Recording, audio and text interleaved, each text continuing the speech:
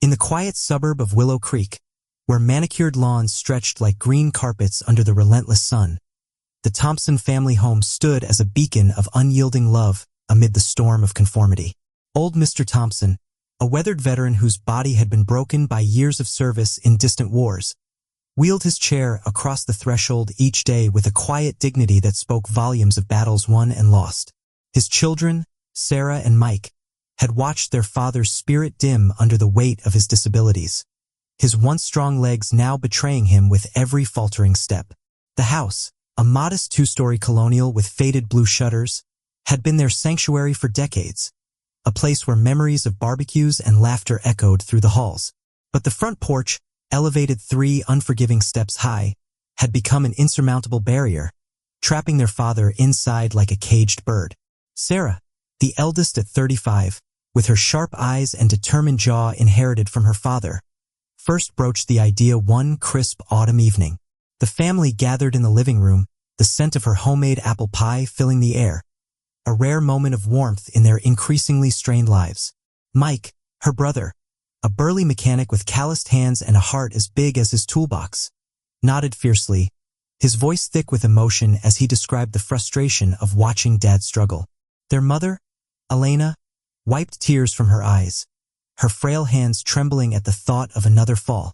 It was decided then, in that heartfelt huddle, that they would build a wheelchair ramp. Not just any ramp, a sturdy, wooden structure that would bridge the gap between isolation and freedom, painted in the soft gray of their father's old army jacket to honor his past. The construction began at dawn the next weekend, the family united in purpose. Sarah sketched the plans meticulously, measuring every inch to ensure safety, while Mike hauled lumber from the local hardware store, his truck groaning under the load. Neighbors peeked from behind curtains, some offering thumbs up, others whispering about changing the neighborhood aesthetic. Elena prepared sandwiches and iced tea, her pride swelling as she watched her children transform the front yard. Hammers rang out like declarations of independence, nails driven deep into the earth as if anchoring their resolve. By Sunday evening, the ramp gleamed under the setting sun, its gentle slope inviting their father to roll down with ease for the first time in years. He paused at the top, his eyes misty, a single tear tracing the lines of his face as he descended, the wheels humming softly against the wood. The family's cheers were silent but profound, a wave of relief and joy washing over them, binding them closer in this act of defiance against his limitations. Word spread quickly through Willow Creek, a community governed by the iron fist of the Homeowners Association, led by Karen Hargrove, a sharp-tongued enforcer with a clipboard always at the ready. Karen, in her mid-50s, patrolled the streets like a hawk, her perfectly coiffed hair and pearl necklace symbols of her unyielding pursuit of perfection. The HOA rules, etched in stone since the neighborhood's founding, decreed that no alterations could mar the uniform facade, no fences too high, no gardens too wild, and certainly no ramps disrupting the pristine steps of colonial homes. She arrived at the Thompsons' door the very next morning, her heels clicking authoritatively on the new ramp, a violation notice clutched in her manicured hand. Sarah answered, her heart pounding with a mix of anger and fear, as Karen's cold gaze swept over the structure like a judge's gavel. The letter was a bombshell, a $500 fine for the unauthorized modification, with threats of daily penalties until the ramp was demolished. Elena's face crumpled in the kitchen, her sobs echoing as she clutched a photo of her husband in his uniform, the man who had sacrificed limbs for his country, now punished for seeking accessibility. Mike's fists clenched, his protective instincts flaring like a wildfire, while Sarah read the words aloud, her voice breaking with indignation. How could a ramp, built from love and necessity, be deemed a crime? Their father, overhearing from his chair, placed a steady hand on the armrest, his expression a storm of quiet rage and weary acceptance. The family huddled that night, the ramp outside now a symbol not just of freedom, but of an impending war against the unfeeling bureaucracy that sought to strip away their dignity. As the fines began to accumulate, whispers turned to outrage among a few sympathetic neighbors, but Karen's influence loomed large, her weekly meetings a tribunal of compliance. The Thompsons refused to budge, their resolve hardening like the wood of the ramp itself. Sarah researched late into the night, poring over legal documents by lamplight, her eyes burning with determination. Mike reinforced the structure in secret, adding braces under the cover of darkness, his sweat a testament to their defiance. Elena prayed in the quiet hours, her faith a fragile shield against the encroaching despair. Their father, ever the veteran, shared stories of perseverance from his service days, his voice steady, igniting a fire in their hearts. Yet, as the first court date loomed on the horizon, a shadow of doubt crept in. Could love truly conquer the cold machinery of rules? The battle lines were drawn, and Willow Creek held its breath. The days following Karen's visit blurred into a tense haze for the Thompsons, the wheelchair ramp standing defiant in the front yard like a silent sentinel against the tide of conformity. Willow Creek streets, usually alive with the hum of lawnmowers and children's laughter, now felt oppressively watchful, every glance from a passing car a potential judgment. Sarah's mornings began with a knot of anxiety in her stomach as she helped her father navigate the ramp, his grateful smile a fleeting balm against the growing dread. The violation notice had been just the beginning. Soon, certified letters piled up on the kitchen table, each one stamped with the HOA's emblem, a stylized oak tree that now seemed more like a gallows. Fines escalated from $500 to $1,000, then daily increments of $100, draining the family's modest savings like a relentless leak. Elena's hands shook as she sorted the bills, her eyes red-rimmed from sleepless nights, whispering prayers for strength while the weight of financial ruin pressed down like an invisible yoke. Mike, fueled by a simmering fury that boiled just beneath his calm exterior, threw himself into his work at the garage, his wrench turning with extra force on stubborn bolts, channeling his rage into mechanical precision. He confided in a few trusted coworkers during lunch breaks, their nods of sympathy a small comfort, but the isolation gnawed at him. Willow Creek's HOA grip extended to social circles, where dissent could mean ostracism. Sarah, ever the strategist, spent evenings buried in online forums and legal aid websites, her laptop screen casting a blue glow on her determined face. She discovered tales of similar battles across the country, families pitted against heartless associations, and a spark of hope ignited amid the frustration. Yet, the emotional toll mounted, dinners grew quiet, the once lively conversations replaced by heavy silences broken only by the creak of her father's chair as he shifted uncomfortably, aware of the sacrifice his mobility demanded. Karen Hargrove, undeterred by the Thompsons' silence, escalated her campaign with the precision of a general. She convened an emergency HOA board meeting in the community center, a sterile room lined with bylaws and framed photos of pristine homes, where she paced like a prosecutor, her voice rising in indignation. The board members, a mix of retirees and busy professionals eager to avoid conflict, shifted uneasily as she projected images of the ramp onto a screen, its gray wood clashing with the neighborhood's uniform white steps. "This eyesore undermines our property values," she declared in her mind's eye, her passion for order bordering on obsession, rooted in a lifetime of curating perfection to mask her own insecurities. Letters went out to every household, warning of the contagion of noncompliance, and soon, anonymous complaints flooded in, fueled by Karen's subtle nudges. A neighbor's dog barked incessantly at night, another left a trash bin out. Minor infractions twisted into ammunition against the Thompsons. The family's breaking point came on a rainy Thursday afternoon, when two HOA enforcers arrived unannounced, clipboards in hand and a contractor's truck idling behind them. Sarah watched from the window, her heart racing as they measured the ramp with cold efficiency, marking it for demolition. Elena, spotting the intrusion, rushed out with an umbrella, her voice trembling not with anger but with raw plea, though no words escaped, only the silent tears streaming down her face. Mike barreled through the door, his broad shoulders squared, positioning himself between the men and the structure, his eyes blazing with protective fire. Their father, alerted by the commotion, wheeled to the door, his face a mask of stoic resolve cracked by the pain of seeing his family under siege.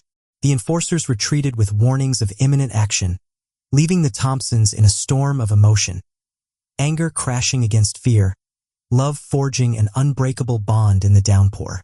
That night, as thunder rumbled overhead, the family gathered around the dining table, Maps of local laws spread out like battle plans. Sarah's research had uncovered a glimmer.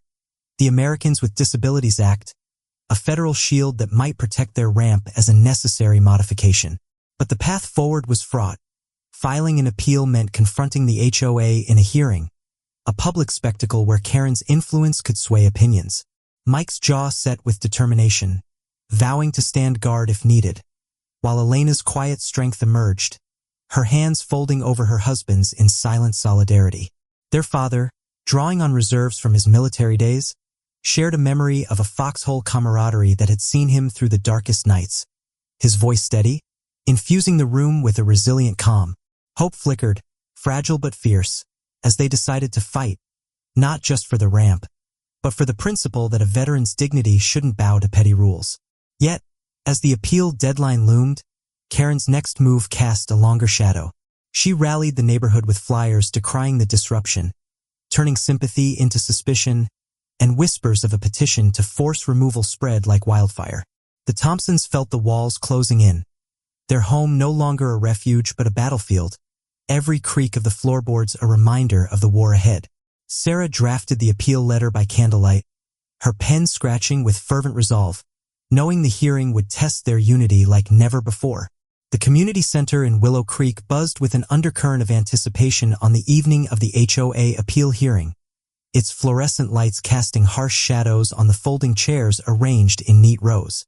The Thompsons arrived early, their footsteps echoing in the empty hallway like the tolling of a bell, each member carrying the weight of unspoken fears. Sarah clutched the thick folder of documents, her knuckles white, the papers inside a testament to sleepless nights spent compiling evidence. From medical records detailing her father's injuries to architectural diagrams proving the ramp's necessity. Mike walked beside her, his arm protectively around Elena, who leaned on him slightly, her face pale but resolute, eyes shining with a mother's unyielding love. Their father rolled ahead, the wheels of his chair whispering against the linoleum, his posture straight as a soldier's, though his hands gripped the armrests with a tension born of too many battles. As the room filled, neighbors trickled in, some offering furtive nods of support, others avoiding eye contact, their loyalties divided by years of Karen's subtle manipulations. The air thickened with the scent of stale coffee and nervous sweat, whispers rippling through the crowd like wind through dry leaves. Karen Hargrove took her place at the front table, flanked by the HOA board, her expression a mask of stern authority, clipboard poised like a weapon. She had prepared meticulously, gathering testimonials from residents about declining aesthetics and inflated estimates of how the ramp could slash property values by thousands. In her mind, this was justice, a defense of the community's shared vision, her passion for control stemming from a deep-seated fear of chaos that had defined her rigid life. The board chairman, a mild-mannered accountant named Mr. Ellis, called the meeting to order with a gavel's sharp crack, his voice steady but lacking conviction, as if he sensed the human drama unfolding beneath the procedural facade. Sarah stepped forward first when her turn came, her voice steady despite the flutter in her chest, laying out the facts with the precision of a lawyer. She described the ramp's construction not as an alteration, but as a lifeline, her words painting vivid pictures of her father's isolation without it.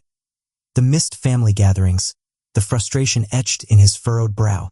Elena followed, her tone soft yet piercing, sharing the emotional scars of watching her husband, the man who had shielded his platoon from harm, now confined by steps he couldn't conquer.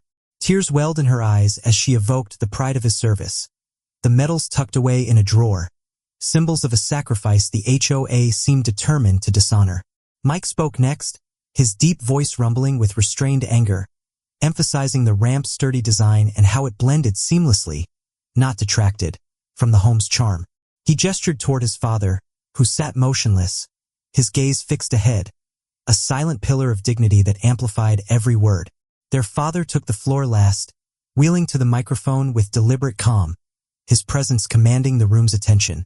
He recounted fragments of his wartime experiences, not the glory, but the grit, the mud-soaked trenches where accessibility meant survival, the comrades left behind due to unforgiving terrain. His voice, gravelly from years of command, carried a quiet power, evoking empathy even among the skeptical. The audience shifted uncomfortably, some wiping away tears, others exchanging glances as the weight of his story settled like a fog, challenging the cold logic of bylaws. Karen's rebuttal came swiftly, her tone clipped and accusatory, waving photos of the ramp as if they were exhibits in a crime scene, arguing that exceptions eroded the foundation of their idyllic neighborhood. She invoked the covenant's sanctity, her eyes narrowing at the Thompsons, a flicker of personal vindication in her stance, as if winning this would affirm her own ordered world. The board deliberated in hushed tones behind closed doors, the wait stretching into an agonizing eternity for the family. Sarah paced the hallway, her mind racing through worst-case scenarios, while Mike comforted Elena with a gentle squeeze, his own heart pounding like a drum. Their father remained seated, eyes closed in meditation, drawing on inner reserves forged in fire. Whispers from the crowd reached them, sympathetic murmurs from a young mother who had seen her own child's struggles, condemnations from Karen's allies who clung to uniformity like a lifeline. When the board emerged, Mr. Ellis cleared his throat, announcing a temporary stay on demolition pending further review, but upholding the fines and demanding architectural approval, a partial victory laced with poison, as it prolonged the uncertainty without granting full reprieve. Relief washed over the Thompsons like a cool wave, mingled with the bitter sting of injustice. Hugs exchanged in the parking lot under the starry sky. Yet, as they drove home, the ramp waiting like a faithful guardian, Karen's parting glare from the doorway lingered in Sarah's mind, a promise of escalation. The hearing had exposed fractures in the community, alliances shifting like sand, but it also ignited a broader awareness. Local news vans had parked outside, reporters drawn by tips of a veteran's plight. Back in the warmth of their kitchen, the family decompressed, Elena brewing tea with trembling hands, Mike cracking a rare joke to lighten the mood, their father nodding approval, his eyes twinkling with pride. Hope bloomed tentatively, but Sarah knew the fight was far from over. Karen's influence ran deep, and the next phase would demand they take it to the courts, where emotions could turn the tide or drown them entirely.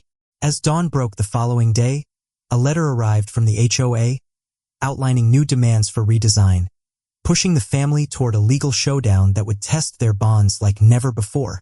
The local courthouse loomed like a fortress of justice in the heart of the county seat, its stone facade weathered by decades of disputes, a fitting arena for the Thompsons' escalating battle. Weeks had passed since the HOA hearing, each day a grind of paperwork and preparation that left the family emotionally frayed, yet more united than ever.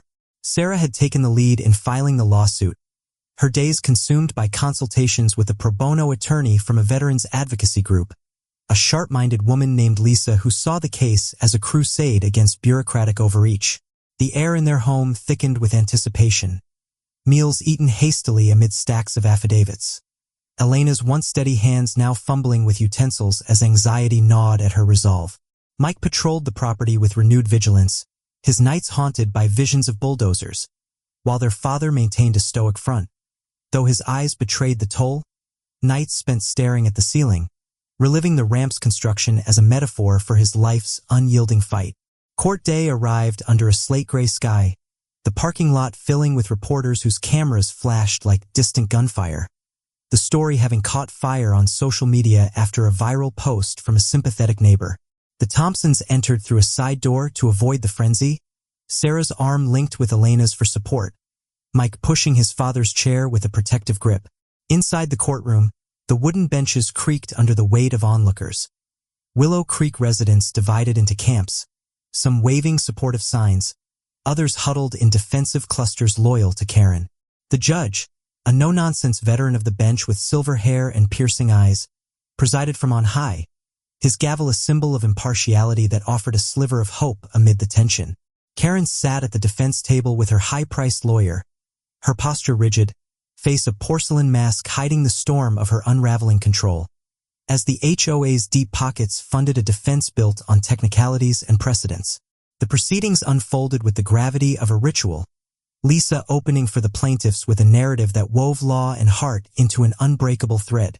She presented evidence methodically, blueprints stamped with accessibility certifications, medical reports detailing her client's service-related disabilities, and expert testimony from an architect who affirmed the ramp's minimal impact on neighborhood aesthetics. Emotions surged as Elena took the stand, her voice quivering with raw vulnerability, recounting the anguish of her husband's confinement, the way his world had shrunk to four walls, the dreams deferred of simple outings that most took for granted. Tears traced silent paths down her cheeks. The courtroom hushed, even skeptics shifting in their seats as her words evoked the quiet heroism of a family holding the line. Mike followed, his testimony laced with controlled fury, describing the ramp's birth from love's labor, the nights of worry over his father's safety, his broad frame tensing as he met Karen's unblinking stare. Their father wheeled to the witness box, the room holding its collective breath, his presence commanding a reverence that transcended the legal fray. He spoke of enlistment's call, the jungles and deserts where accessibility was a luxury, limbs lost not in glory but in the grind of survival, his voice steady yet laced with the gravel of unspoken pain. He fixed his gaze on the judge, conveying the indignity of rules that penalized necessity, his words stirring a murmur of empathy that rippled through the gallery. Reporters scribbled furiously, sensing the human element that could propel this local skirmish into national spotlight. Karen's lawyer countered with dry legalese, parading witnesses who droned about covenant violations and economic ripple effects. But Karen herself testified with venomous conviction, her narrative painting the Thompsons as agitators threatening communal harmony, her eyes flashing with the desperation born of losing her grip on Willow Creek's order. The cross-examinations turned brutal, Lisa dismantling the defense's arguments with pointed questions that exposed the HOA's selective enforcement, fences overlooked for allies, gardens spared for the influential, revealing Karen's favoritism as a web of hypocrisy. Tensions peaked when a surprise witness, a former HOA board member ousted by Karen's machinations, took the stand, his revelations of internal bullying and ignored pleas for compassion cracking the facade of unity. The courtroom air grew electric, whispers turning to gasps as the judge called recesses, allowing the emotional undercurrents to simmer. For the Thompsons, each break was a huddle of reassurance. Sarah's fierce hugs, Mike's reassuring nods, Elena's whispered encouragements, fortifying them against the onslaught. Their father, ever the anchor, squeezed hands with a grip that spoke of battles endured, his pride in their stand a quiet flame against the chill of uncertainty. As the trial wound toward closing arguments, national news crews gathered outside, the story exploding online with hashtags of solidarity, veterans groups rallying behind the cause. The judge's deliberation loomed like a verdict on more than property. It tested the soul of a community fractured by callousness. Back home that evening, the family collapsed into exhausted silence. The ramp's silhouette visible through the window like a talisman, Elena brewing comfort in chamomile tea while Mike paced, his mind replaying the day's triumphs and barbs. Hope edged toward optimism, but Sarah sensed the HOA's final gambit brewing, a desperate push that could sway the outcome or shatter everything. In the quiet hours before the ruling, a leaked email from Karen surfaced in the media, hinting at deeper manipulations, setting the stage for a denouement that would redefine Willow Creek forever. The leaked email hit like a thunderclap in the midst of the trial's final days, its contents splayed across headlines from local blogs to national broadcasts, exposing Karen Hargrove's underhanded tactics in stark, unforgiving detail. Sent from her personal account to select board members, it outlined a scheme to pressure witnesses and fabricate cost projections to inflate the ramp's detrimental impact. Her words dripping with contempt for the Thompsons' pathetic plea. Willow Creek awoke to a frenzy, neighbors poring over their screens in coffee shops and kitchens, the community's facade cracking under the weight of betrayal. For the Thompsons, the revelation brought a mix of vindication and exhaustion. Sarah's eyes widening in the dim morning light as she read it aloud, her voice a blend of triumph and sorrow for the trust shattered. Elena clutched her chest, tears of relief mingling with the ache of prolonged strife, while Mike's face hardened into a satisfied grin, his fists unclenching for the first time in months. Their father, scanning the lines with a veteran's discerning eye, nodded slowly, the document a final nail in the HOA's coffin, affirming that truth, however delayed, could pierce even the thickest armor. The courtroom reconvened under a media storm, vans from CNN and Fox News lining the streets, reporters jostling for quotes as the Thompsons made their way inside, now symbols of resilience in a narrative that captivated the nation. The judge, his expression grave yet fair, admitted the email as evidence, its authenticity verified overnight, sending ripples of shock through the defense table. Karen sat frozen, her carefully constructed poise crumbling, color draining from her face as her lawyer scrambled to downplay it as misinterpreted enthusiasm. But the damage was irreparable. Cross-examination turned her into a spectacle of evasion, her once commanding presence reduced to fidgeting hands and averted eyes, the weight of her overreach pressing down like an avalanche. Lisa, the Thompsons' attorney, wove the leak into a tapestry of systemic abuse, calling it the culmination of a pattern that prioritized pettiness over humanity. Her closing argument a passionate indictment that left the gallery in hushed awe. Emotions crested as the family took the stand one final time for rebuttal, their testimonies amplified by the scandal's glow. Sarah spoke of the ramp not as wood and nails, but as a bridge rebuilt from the fragments of their father's shattered mobility, her voice steady with the fire of advocacy, evoking cheers from supporters in the back. Elena followed, her words a heartfelt elegy to love's endurance, describing the quiet victories of her husband's first unassisted descent, the way it restored a spark to his eyes long dimmed by pain. Tears flowing freely now, met with empathetic sniffles throughout the room. Mike's account thrummed with raw protectiveness, detailing the sweat-soaked nights guarding their home, his broad shoulders shaking slightly as he conveyed the fury of seeing a hero humbled by bureaucracy. Their father closed the circle, wheeling forward with unbowed grace, his narrative a masterclass in quiet power, recounting how the fight mirrored the wars that took his legs, not for conquest but for the right to stand or roll on equal ground. The courtroom, packed to capacity with veterans in uniform and allies from afar, erupted in silent applause, a wave of solidarity that drowned out the defense's feeble retorts. The judge's deliberations stretched into the afternoon, the air thick with suspended breath, families in the gallery exchanging anxious glances while outside, chants of support echoed faintly. When he returned, gavel in hand, the ruling came swift and resounding. The ramp declared a protected modification under federal disability laws, all fines retroactively voided, and the HOA ordered to pay the Thompsons legal fees plus compensatory damages for emotional distress. Moreover, in a sweeping rebuke, the court mandated an independent audit of the association's practices, citing the email as evidence of discriminatory enforcement that bordered on harassment. Karen's empire crumbled in that moment. The board dissolved amid resignations, her influence evaporated like morning mist, whispers of lawsuits against her personally circulating as she slunk from the building, defeated and alone.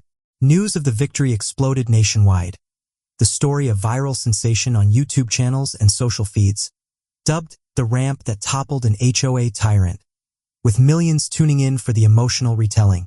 The Thompsons returned home to a transformed Willow Creek, neighbors approaching with apologies and offers of aid, flowers piling at their door. The ramp now a neighborhood icon spray-painted with messages of unity.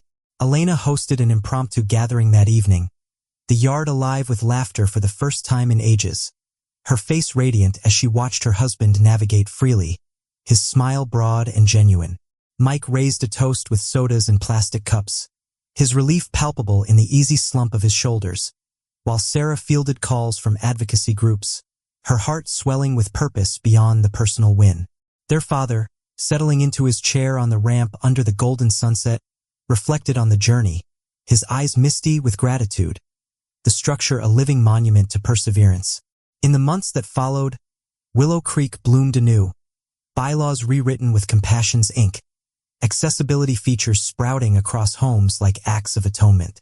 The Thompsons saga inspired legislation in several states, a beacon for families facing similar shadows, proving that one family's stand could reshape the landscape of justice. As winter's first snow dusted the ramp, soft and forgiving, the family gathered inside, warmth enveloping them like an embrace, their bonds forged unbreakable in the fire of trial. The war was won, not with weapons, but with the unyielding force of love, leaving a legacy that echoed far beyond the suburbs' borders.